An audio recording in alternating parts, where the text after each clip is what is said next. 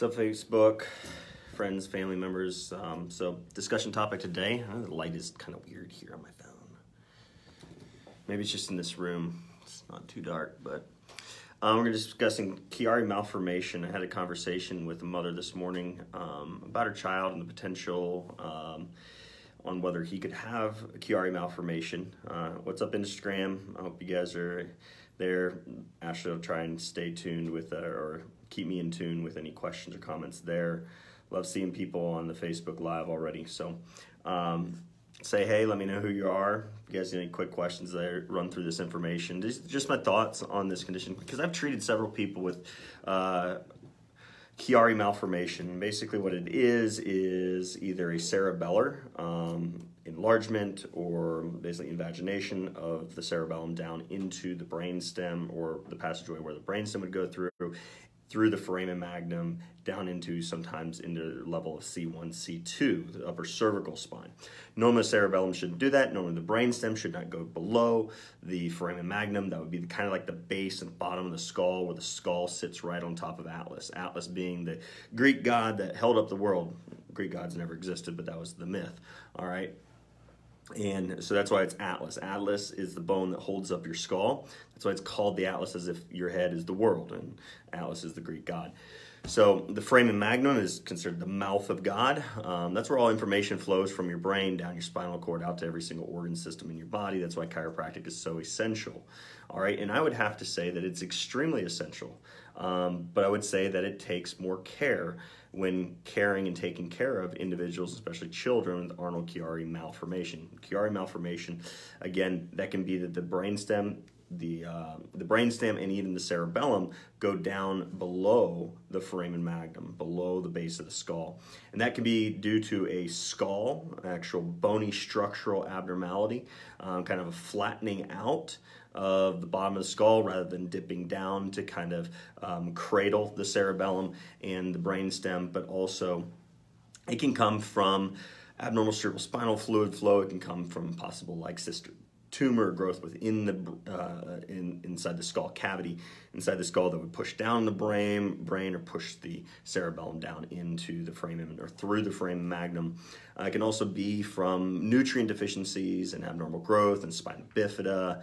Again, things that can develop in utero, in the womb of the mother. So, but the reason I want to chime in on this is because I think it's probably just kind of, I've seen a lot of children who've been diagnosed with this condition, and some of them dealing with seizures, some dealing with migraine headaches, some dealing with balance issues, you know, and some of them just dealing with symptoms of ADHD, and even children that have been diagnosed with autism, but also Chiari, or the Chiari malformations, and seen a lot of improvement in them. I've seen a woman that was diagnosed with Chiari malformation after a car accident and whiplash, but it wasn't until the whiplash injury that she had the symptoms that brought about the testing that resulted in her diagnosis of Chiari malformation. But after correction of her upper cervical alignment problems and her loss of cervical curve, we actually resolved every symptom that brought about the Chiari malformation diagnosis. And it would be diagnosed typically with MRI, because that's where you can see the actual spinal cord, the brainstem, the cerebellum. But I've also seen it in a military member. Give you another example. And this was a woman, again, so that last story, the woman I treated was diagnosed after whiplash injury. Likely she lost the cervical curve during the whiplash car accident. That would be when you lose that curvature. You should have a C-shaped curvature in your cervical spine, which allows the spinal cord to be nice and relaxed. If you tether it, if you stretch it by losing that cervical curve, such as a whiplash injury, it can actually cause that spinal cord to be pulled upon.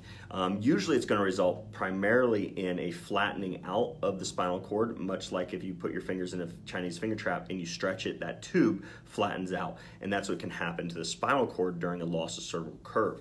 So that's one of the things I correct, and I recommend chiropractors, that's what we need to focus on. One of the major issues that we need to focus on this day and age to help people with neurological problems and overall health problems.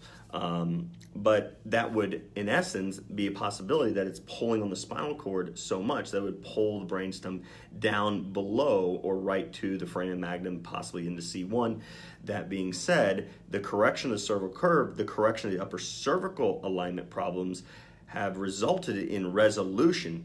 No more balance issues, no more migraine headaches, the dizziness goes away, the cranial nerve problems that can occur. I've seen it resolve seizures. I've seen it resolve night terrors. Again, that was the military member. That story I was going to next was a military member that was diagnosed with Chiari malformation, and ultimately is after like a TBI that he got diagnosed with. And they said, "Oh, you must have had it." So a lot of these symptoms are from your either your TBI or your Chiari malformation, and probably both. And we resolved night terrors and we resolved migraine headaches in this guy. And his severe depression also substantially was reduced due to PTSD and things like that. So, I would just pray healing over every single military member out there that's had to witness and go through some of the things that, God forbid, and it's sad that anyone has to endure and go through overseas while serving our nation. So I want to say I thank all those people, and especially thank the mothers. I see some moms on here right now, some moms of military members, some wives of military members, that you all have sacrificed so much. So the families, not just the military members themselves. But anyways, it was really cool to see those results. And talking with this mother this morning about her son and just the specific alignment problems, she had mentioned that a friend of hers whose child was also dealing with a diagnosis on the autism spectrum disorders list, and she was just discussing, well, is there a possibility? And I said, there is a possibility. But remember that when it comes to Chiari malformation, if it is not a life-threatening situation, the surgeries can actually be, the surgery is really the only time that it ever would be of medical type treatment that would benefit these individuals. Obviously, they could do drug symptomatic treatments trying to suppress the seizures and different things like that. But really, if you can realign the upper cervical spine, that is one of the best things you can possibly do, because even if the brainstem is coming down, which is going to be larger in diameter than just the spinal cord, if it comes down through that foramen magnum into the alignment of C1 or C2, even if you have a true structural, being either neurological structure, so that would be the cerebellum, the brainstem, the brain, those things, cerebral spinal fluid flow has been improved with chiropractic care. That's another problem they see, increased cerebral spinal fluid on the brain of those with Chiari malformation, and chiropractic has been shown when realigning upper cervical problems, correcting those cervical subluxations, have actually improved cerebral spinal fluid flow off the brain, so you would be able to give a relief. So even if they had some structural abnormalities to the central nervous system or to the structure of the bones in the upper cervical spine or the skull itself,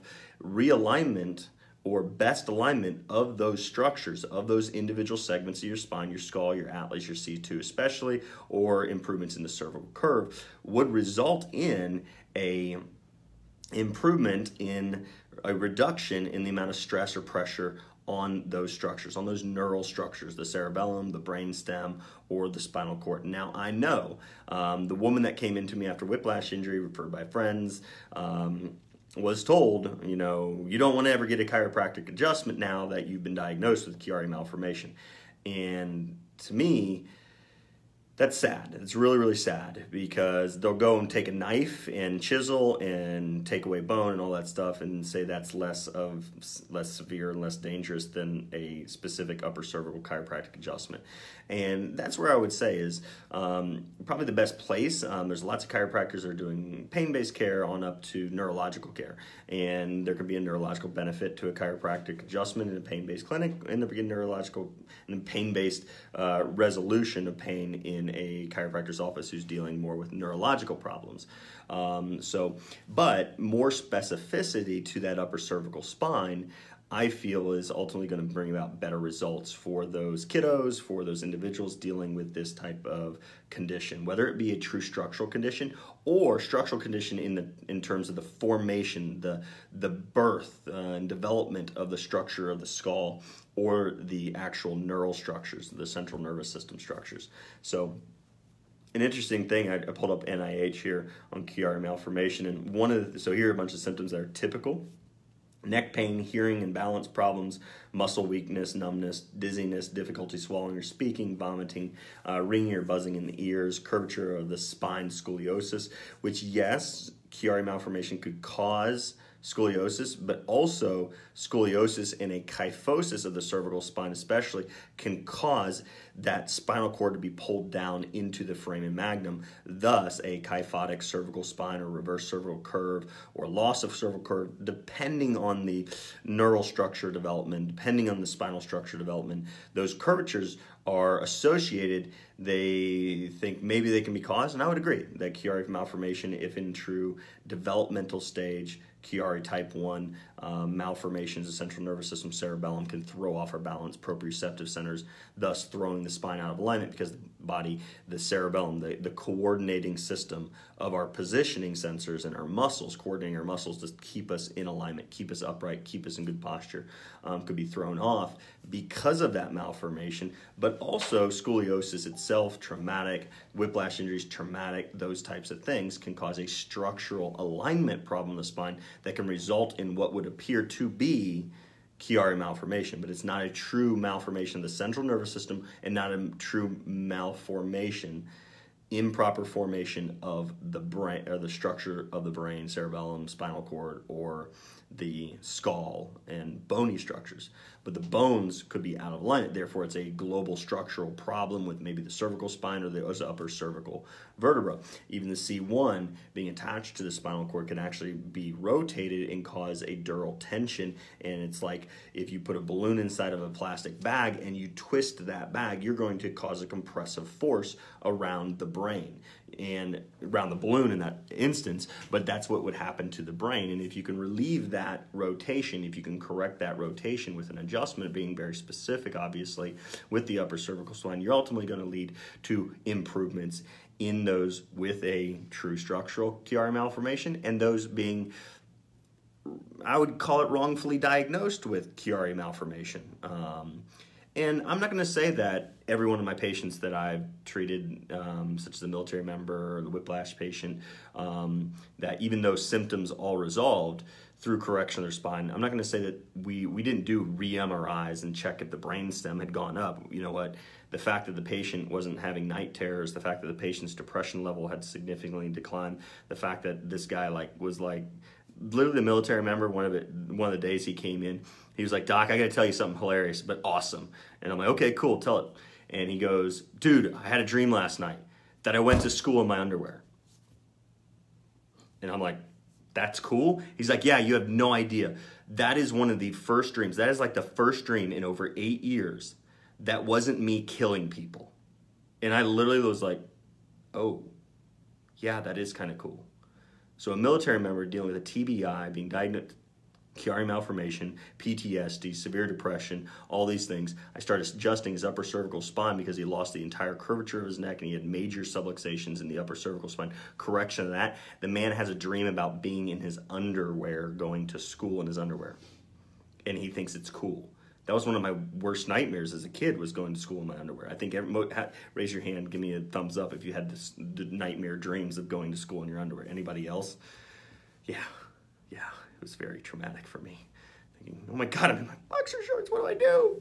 How do I sneak out of here with just my backpack and underwear on?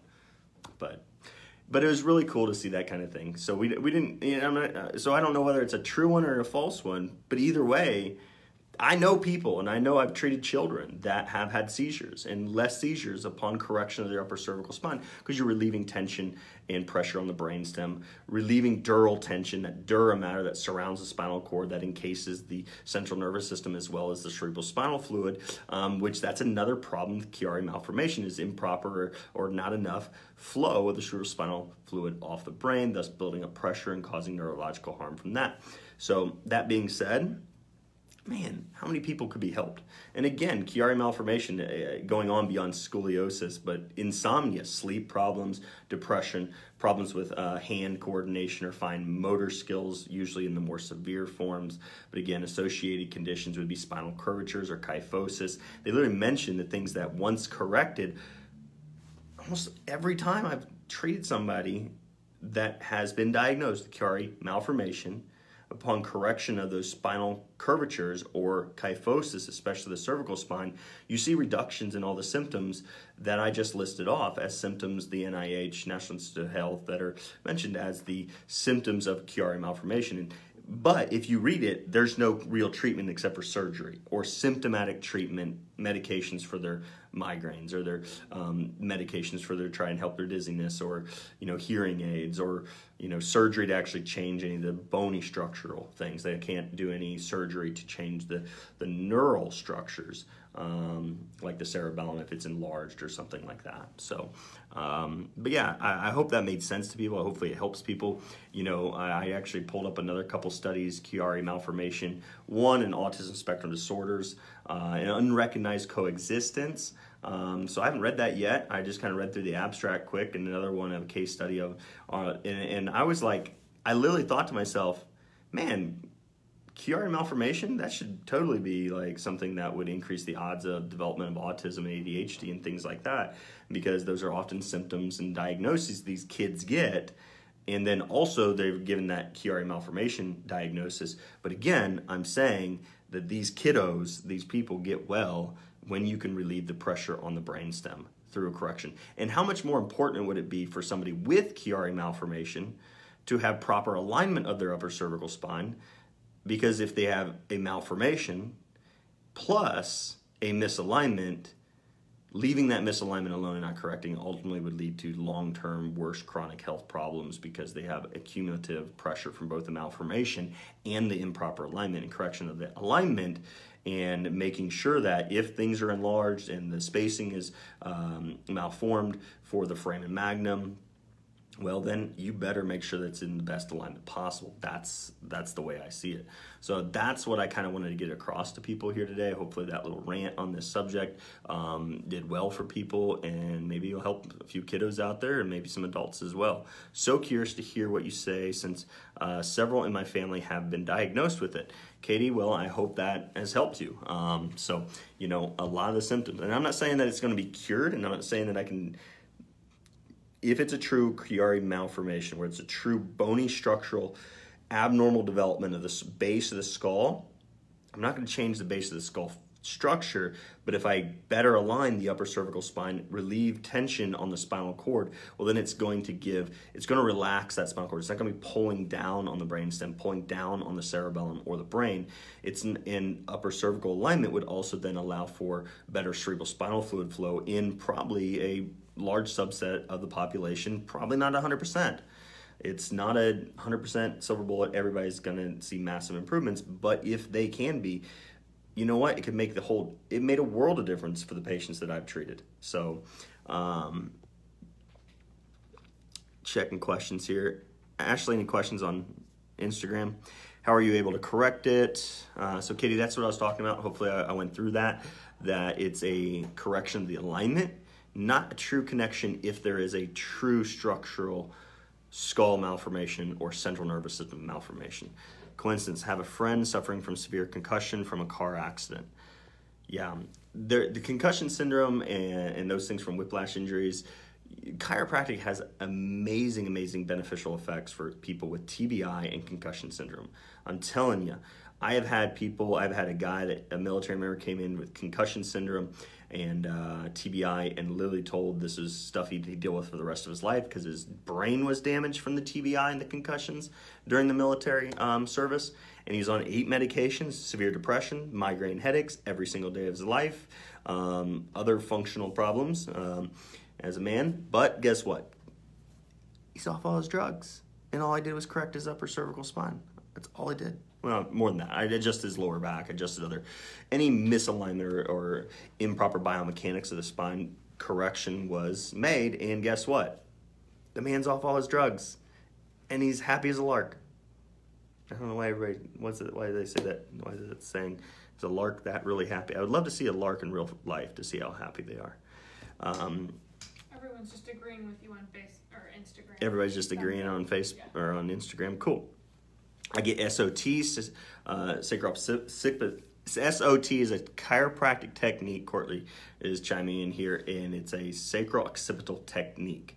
And craniosacral done, and then the rest of my body adjusted. I love it. Love SOT. I trained a little bit in SOT. I think I did it more because there was a cute girl who was teaching the club in chiropractic school. But it was, hey, I learned a really great technique at that time. But yeah, my priorities.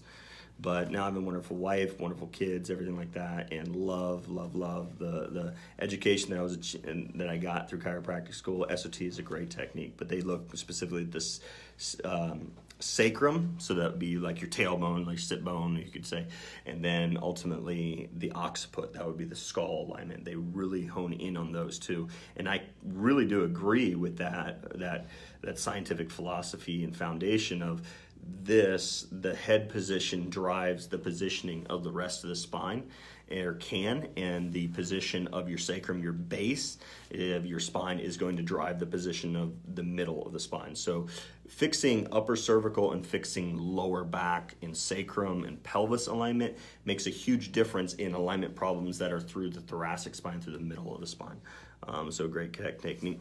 Would that condition have any correlation to all the babies I see these days wearing helmets? Oh man. Likely some of those kids that have Chiari malformation that are wearing the helmets. I'm not saying that Chiari, I guess the increase in the number of children wearing these helmets is scary, because it's like, what's going on to the development? Remember, folks, a couple years ago, the Zika scare from South America, and even U.S. did like $2 billion to try and fund vaccine research, now they want $2.5 billion to fund the development of coronavirus vaccine. We didn't get anything out of that $2 billion that we spent on a Zika vaccine. Nothing.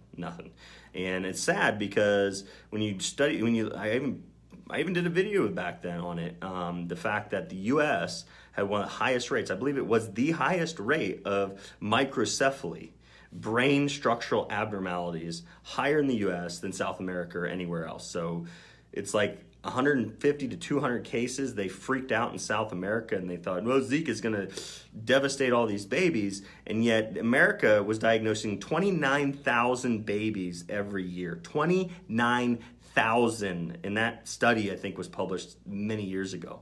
It may have been like 2009, 10, 12, somewhere in there. But it's Journal Neurology. It was a video I did on Zika. If you looked at thewilddoc.com and just seek for Zika. Seek for Zika. And you'll find it, but it's sad. So we have a lot of structural neurological abnormalities developing in this nation. It's really sad, the devastation it has on our children. They went to do surgery because I have compression at the fourth ventricle. It was a big nope for me. Good. No chiropractor will touch me. I wish I miss being realigned. That's what's so funny, Chelsea. Gosh. My heart goes out to you, girl. Listen to this, folks. So this girl, Chelsea, chimes in here. She's been diagnosed with Chiari malformation, it sounds like. Pressure of the fourth ventricle, an area I couldn't even tell you exactly, like in the brainstem area.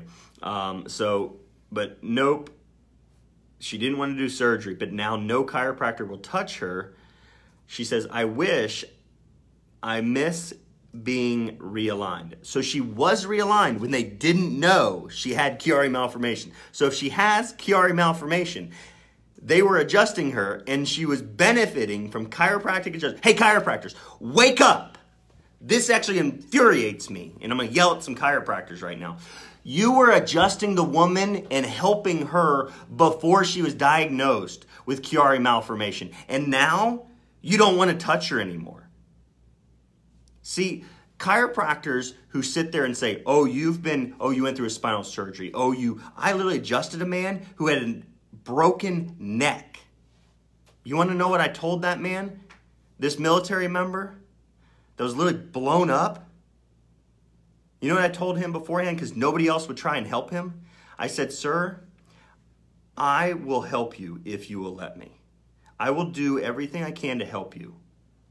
But listen, this is a major legal liability for me, because I'm probably going to do something that other chiropractors weren't willing to do. But I'm willing to help you if you want me to help you. I'm willing to try.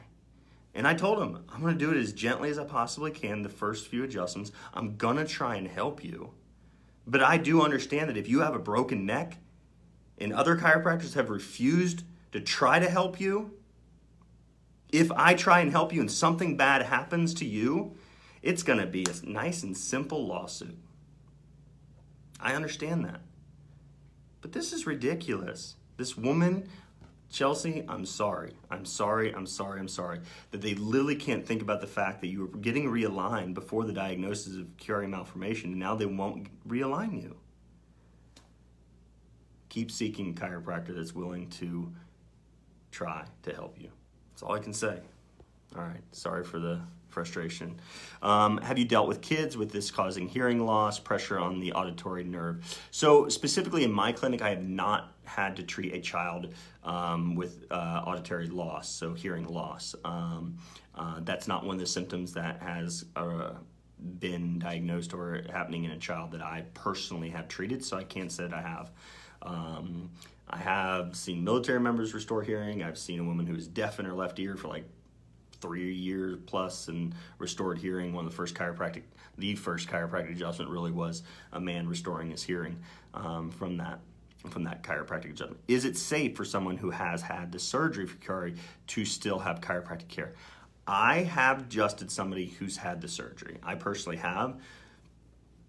And this was a woman that actually went through the surgery and still had neck problems. She did see some relief with her migraines after the surgery, which was great. And then still dealing with neck problems because of scar tissue buildup and things like that. They can occur after and will occur after surgery.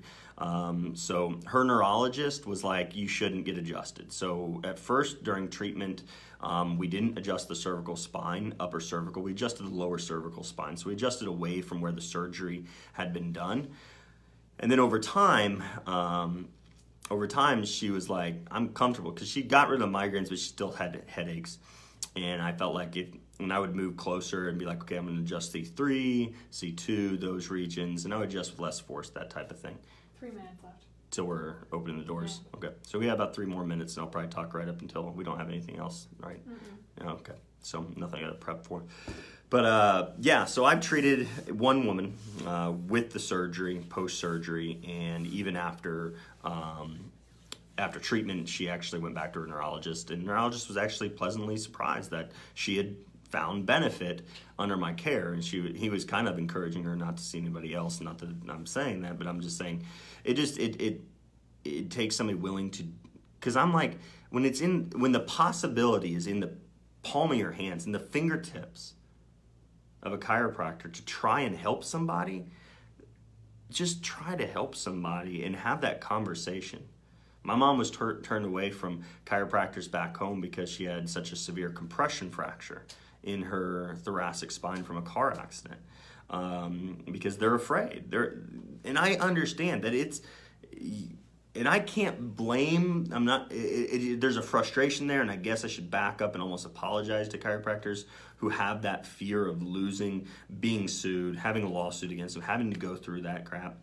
You know what, I wouldn't want to do that, but it's that moral dilemma there where it's in that moral internal struggle where it's like, do I protect me and my financial standing and not have to go through any problems? So why don't I just not touch the really severe cases? Why don't help the people that probably need it the most and want it the most and are desperate for it?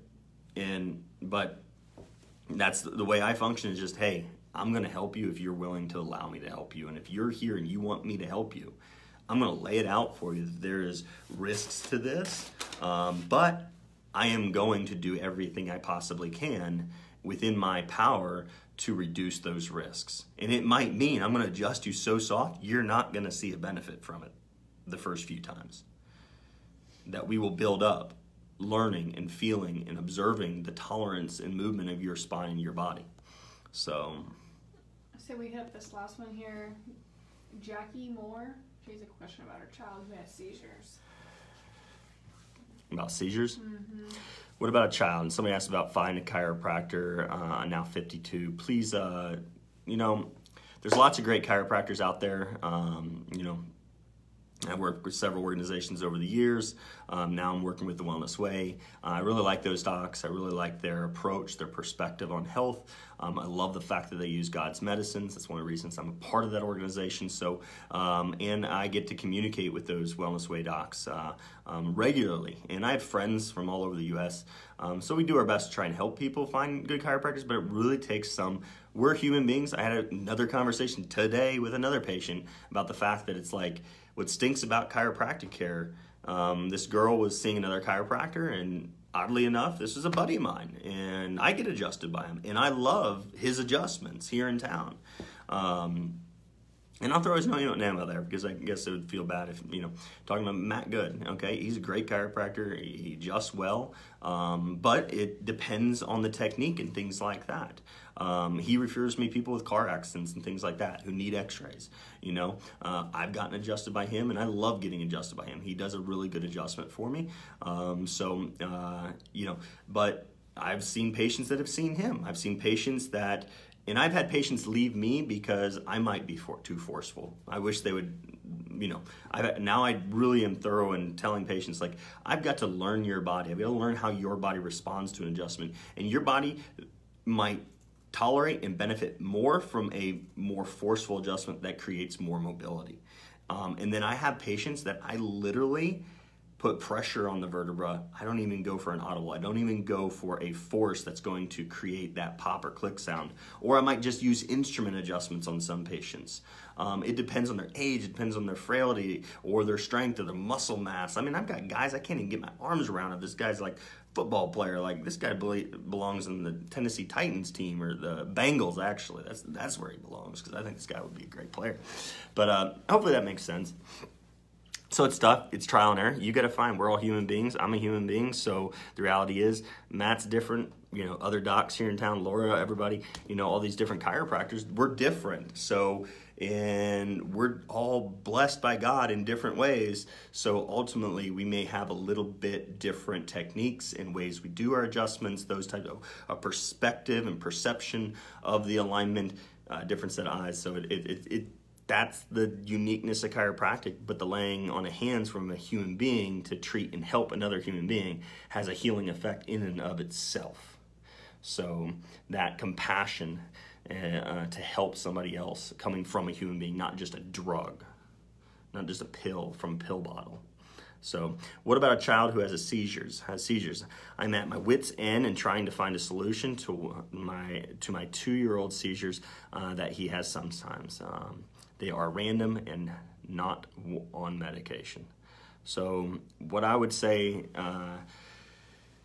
Jackie Moore, I hope you'll reach out and contact me, and we can kind of talk a little bit more specifically. What I would say is, I don't want to know what you've done already, when these seizures came about. Have they been since birth? Were they after vaccinations? Were they after a severe infection? Did they come about after any type of traumas, physical traumas, head traumas, those types of things? And we go from there. But I have seen some children, you know, if we took 100 people with seizures, you know what, I don't know the number that are going to be helped by chiropractic alone, adjustments alone. But there are some that resolve from reduction in inflammation and stool testing and food allergies that are simply enough to lower that inflammation and stress on the system, and typically the feedback stress from the gut into the brain that can disrupt things. And then ultimately you look at aluminum exposure from our water, our air, or not necessarily as much of our air as it is in our rain and things like that, largely from vaccinations. So I hope I don't lose you, Jackie, and I hope I pronounced your name right. She said I will If you're message you. pro or against vaccines, but aluminum adjuvants in our vaccines, even the tetanus toxoid is known to cause neurological harm. It's an adjuvant in itself. Just shut that office door and then we'll shut down in just a second. Okay. So they're going to have patients coming in, so I'm going to shut my office doors, kind of continue with as many questions as I can here. But yeah, it's tough. I mean, you got to look at how can we lower. So even before I consult with you, Jackie Moore, Miss Moore, or Mrs. Moore, man, I'll pray for your son. Dear Lord, right now I just come before you and I ask in the Lord's name, Jesus Christ, that this child be healed from his seizures. They no longer be present in his body, his nervous system, neural fibers, everything that you created become perfect like you desire as a father, as a loving father that you are, Lord. I pray that over this child right now. And Jack, you don't have to believe that. And I hope that doesn't scare you away. But the reality is I just prayed over your son and I have seen the power of prayer to heal people. I have literally prayed over people that just had physical injuries and it resolved, and that's not very common and not often. That's I believe the Lord's blessed me to be able to help people heal, oftentimes through physical means or nutritional means or things like that.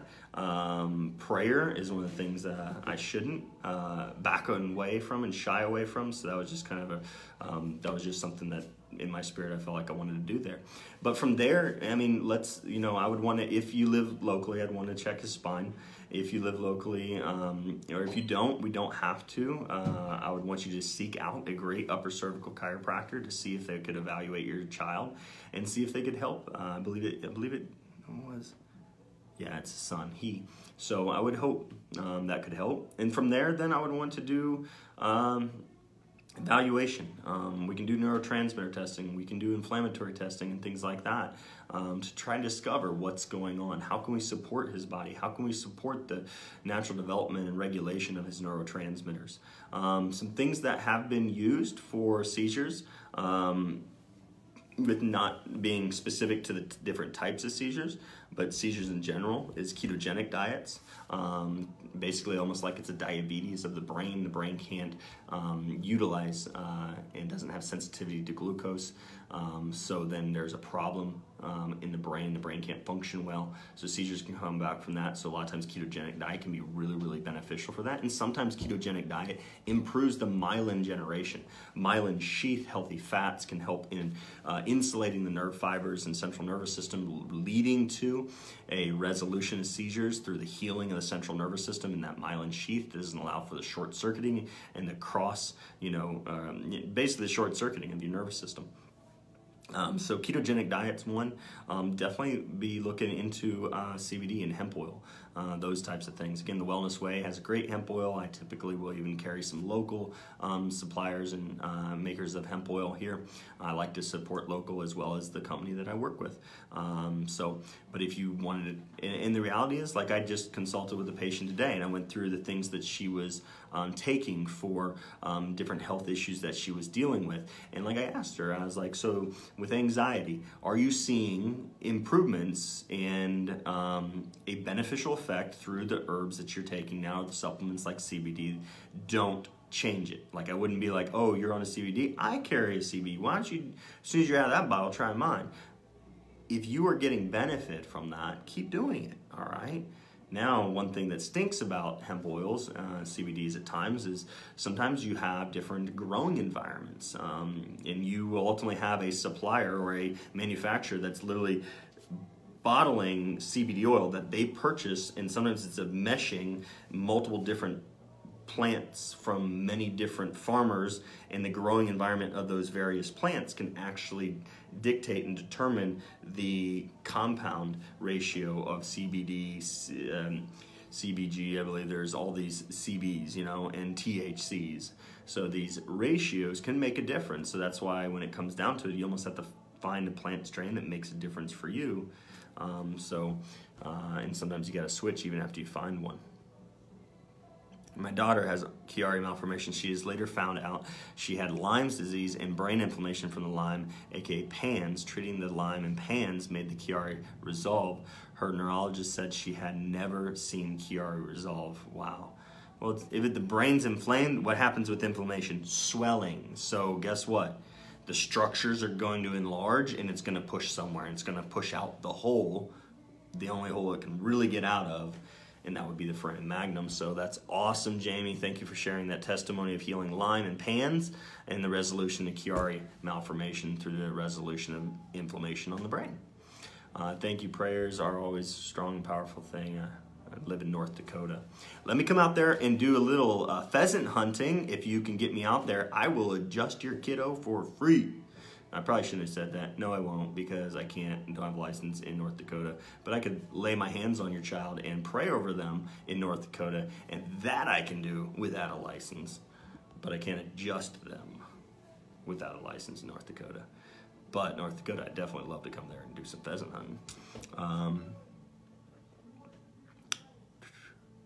Don Meeks Johnson realized the chiropractors aren't doctor and nothing they do is based on any medical evidence. Got the doctor to get a referral to a physiotherapist. Thanks, Andrew. Thanks. Yep, I just told you a bunch of true stories of all these patients and all these things, and you want to sit here and, yeah, there's a lot of patients on here. Andrew, I'm sure, would have to definitely disagree with you, because a lot of people have seen these different physiotherapists and got nothing improved. And actually, if you wanted to let me take a moment here, I could go on my computer, which don't have time, but I will at some point in time post it. There's a research study on the effects of physical therapy, physiotherapy, doctor's care, medical physician care, doing nothing, or chiropractic care on the long-term disability from back problems. And guess what? Seeing a physical therapist was worse than doing nothing. And I'm not making fun of physical therapists. I'm making fun of you, Andrew. But I guess I shouldn't act so childish at times, but sometimes you gotta have fun. You know, because there's always these people who you're trying, when you're honestly like myself trying to help somebody, and then you got people like Andrew here who wants to come on and be like, yeah, they're not real doctors, blah, blah, blah, go see a physical therapist. And then you're like, well, the research shows in many conditions, especially spinal, people can get worse under physical therapy and get better under chiropractic care. And it's better to do nothing with a spinal condition than get physical therapy. But again, physical therapists are human beings, and human beings have different techniques in the way they treat and what they do. So I'm thankful that there's actually good physical therapists out there. I have a friend that's an amazing physical therapist. Now she's a mother of two and homeschooler and working with kiddos. So the reality is she's a great physical therapist and does great work, but she admits, I don't want to have to deal with the spine, because chiropractors, you're the best at correcting the spine. And that is a physiotherapist, that's a physical therapist sitting there saying, chiropractors are the ones you need to go to when you have a spinal problem. But if you have like a trauma, a sprained ankle, you know, physical injuries, shoulder injuries, neck or shoulder injuries, or wrist or ankle, knee, that kind of stuff, or post-surgery on a knee, you know what? There are physical therapists that can work with you that do phenomenal work. So they're great at what they do. But you know what? Go see the best people to correct misalignments of the spine. That's a chiropractor. So, Instagram says CBD, healthy fats and adjustments have helped my son with his seizures. Nice. Somebody chimed in there. So whoever it was that was asking about seizures, yeah, it was Jackie actually. Someone on Instagram, which wouldn't be in the comments here on Facebook where you are, actually chimed in and said that healthy fats, chiropractic adjustments, and CBD have all been something they have incorporated and seen benefits for their child with seizures. So, Stephanie, you have Chiari malformation. I hope, if you haven't, if you just chimed in, I hope you go back and watch the whole thing. I really talked about some of the potential positive effects that can be seen and have been seen by individuals suffering with Chiari malformation when it comes to the neurological symptoms, if they can see and get the care of a very specific upper cervical, especially structurally corrective chiropractor. So I hope that benefits you. I know I can't go in much more detail right now. I've got to jump into caring for some patients, getting them adjusted. So I love you all, appreciate you all, except for the naysayer guy, Andrew. Although I do love you, I do pray for you, and I hope you will repent for your sins and you go to heaven and you know Jesus Christ. So I love you in that way, but I don't really like your negativity on my Facebook page. So I guess I would say that. Is anybody on the tables yet? Exercising. Oh, exercising. Gosh, the questions always come in as soon as I'm saying I gotta go. I just found out I have high levels of Volatile solvents, finally 8 years of trying to figure out neurological condition, detox, nutrition, work on your liver. Brainstem, had to have a decompression, so you had the surgery. So Stephanie, I've worked with one person who had the surgery, but I know that there are chiropractors out there who are willing to. They just got to be taking a lot more care and specificity and gentleness with their adjustments if they're going to work with somebody who's already had that surgery. And I hope and pray that the decompression has improved a lot of the neurological things that can take place with that. Seizures, Sue, awesome. Good to hear, Sue. Thanks for letting us know Landon's doing better. I've seen a chiro for many years. Going back and watch this missed. Okay. So, love you all. I got to take off. See ya. Share the truth. Don't just like it. It's the only way we save lives. See ya.